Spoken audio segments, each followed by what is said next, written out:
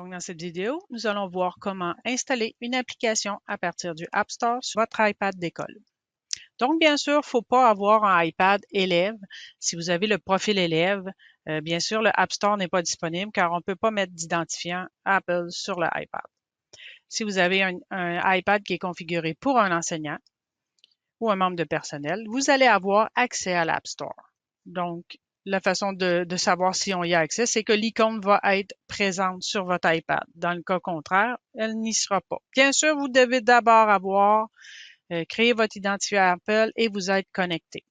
Je vais démarrer le App Store afin d'aller chercher l'application que je désire rechercher. Il est fort probable que vous allez arriver sur la page d'accueil de l'App Store.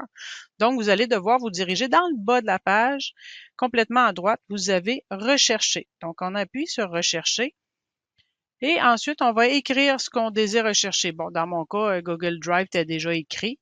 Admettons qu'il ne l'était pas déjà. Donc, on va écrire simplement notre application qu'on veut rechercher et on va appuyer sur Entrée. Et ici, on va avoir Google Drive qui va se présenter juste ici. Bon, j'ai écrit Google Disc. En français, c'est Google Disc. Donc, dans mon cas, vous voyez, j'ai un petit nuage avec une flèche. Ça veut dire que c'est une application qui fait partie du pack d'applications de Meraki. Donc, le petit nuage m'indique que je peux en faire l'installation.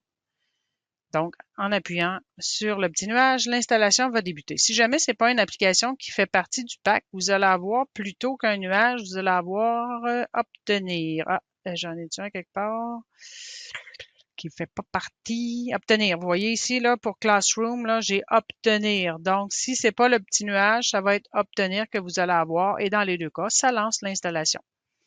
Vous voyez que l'installation est lancée. On voit la progression. Donc, si je ferme le App Store, je vais voir l'icône de l'application apparaître avec un petit cadran qui m'indique la progression d'installation. Une fois que le tout est complété, l'application va être disponible.